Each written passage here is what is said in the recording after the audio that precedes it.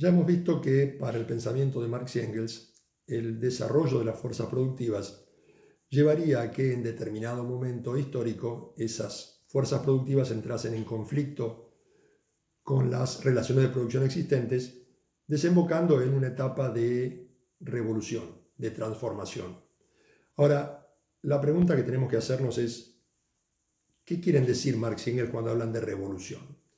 Pensemos nosotros cuando en 1848 escriben el Manifiesto Comunista, el acceso al gobierno estaba limitado para los sectores de la burguesía, aquellos que eran los dueños de los medios de producción, aquellos que pagaban impuestos, y la clase trabajadora estaba fuera de cualquier posibilidad de acceder a través de elecciones libres en aquellos lugares en los que hubiese algún tipo de sistema parlamentario. Es por eso que cuando Marx y Engels plantean el concepto de revolución, naturalmente está ligado a la necesaria utilización de la violencia.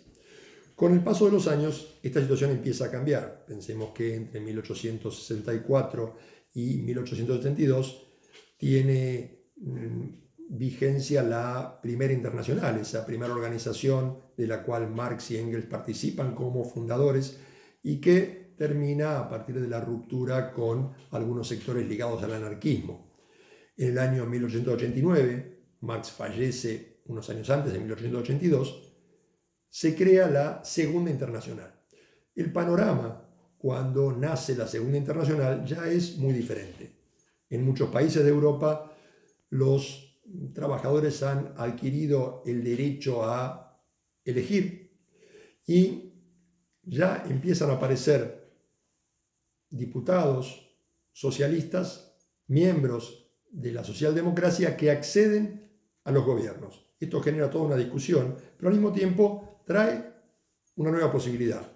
La posibilidad de que a través de las elecciones, a través del sistema parlamentario, de la democracia burguesa, la clase trabajadora pudiera acceder al poder. Y esto es la línea que va a plantear la socialdemocracia a partir del surgimiento y la consolidación de esta Organización Internacional de los Trabajadores conocida como la Segunda Internacional. De esa Segunda Internacional participan figuras como Bebel, Engels, hasta su fallecimiento en 1895, y después quien va a ser una de las grandes figuras, un poco el padre o el custodio de la ortodoxia del pensamiento de Marx y Engels a comienzos del siglo XX, es Kautsky. Rosa Luxemburgo, una socialista polaca que hace una aparición muy fuerte a fines del siglo XIX, es quien va a llevar adelante en muchos aspectos una voz disidente junto con Lenin y otros miembros de la Internacional. ¿Por qué una voz disidente? Porque el pensamiento de Marx y Engels entra a generar toda una serie de disputas o discusiones en el seno mismo del socialismo.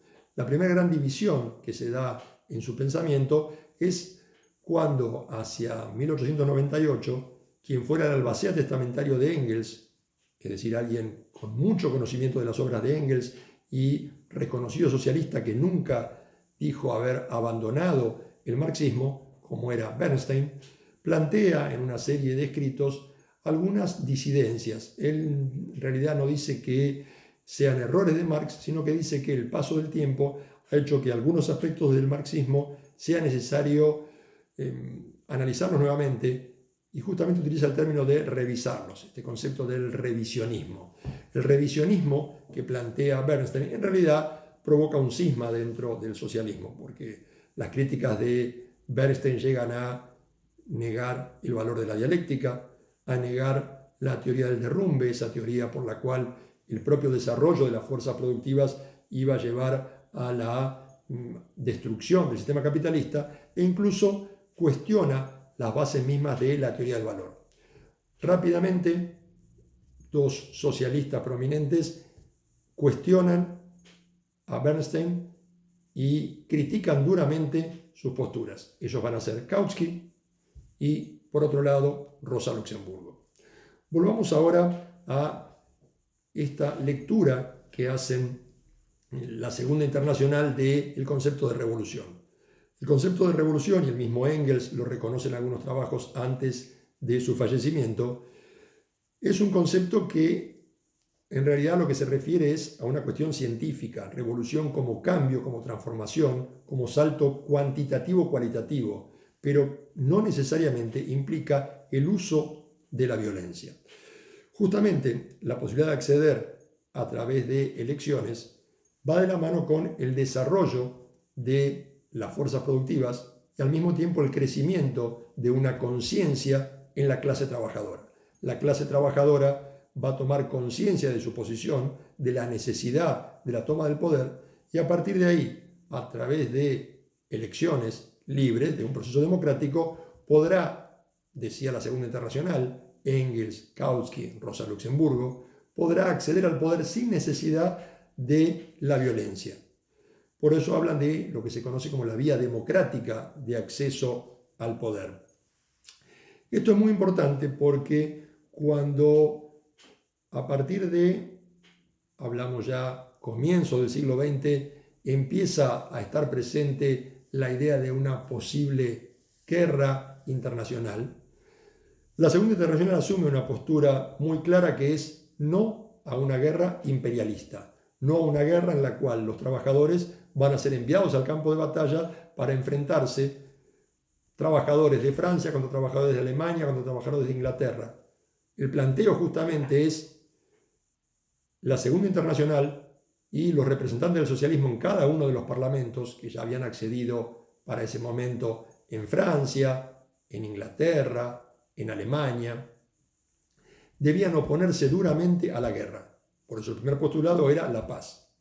En el año 1907, en un congreso celebrado en Stuttgart de la Internacional Socialista, los representantes del Partido Socialista Ruso, que se había creado en 1898 a partir de la figura de Plejánov, los representantes del Partido Ruso eran Martó, Lenin y la propia Rosa Luxemburgo, que nacida en Polonia y con ciudadanía alemana, en ese momento representa al Partido Socialista Ruso. Ella es la que propone una cláusula especial por la cual, manteniendo este principio de evitar la guerra, en caso que la guerra fuese inevitable y tuviese lugar, los obreros de todo el mundo debían aprovechar el estar con las armas y aprovechar la guerra para desatar la guerra civil y poder llegar a la toma del poder, es decir, llevar adelante una revolución socialista. Esto tenemos que entender su importancia porque hay un acuerdo completo de la Segunda Internacional en mantener esta situación. Sin embargo, vamos a ver nosotros que cuando estalla la guerra en 1914, en la mayor parte de los estados, los representantes de los trabajadores votan por los créditos de guerra, es decir, votan para que la guerra se lleve adelante, con la honrosa excepción de Karl Liebknecht, que es un representante de la socialdemocracia en Alemania, quien se va a oponer y va a votar en contra de estos créditos. Seguiremos en un próximo encuentro desarrollando estas ideas. Gracias.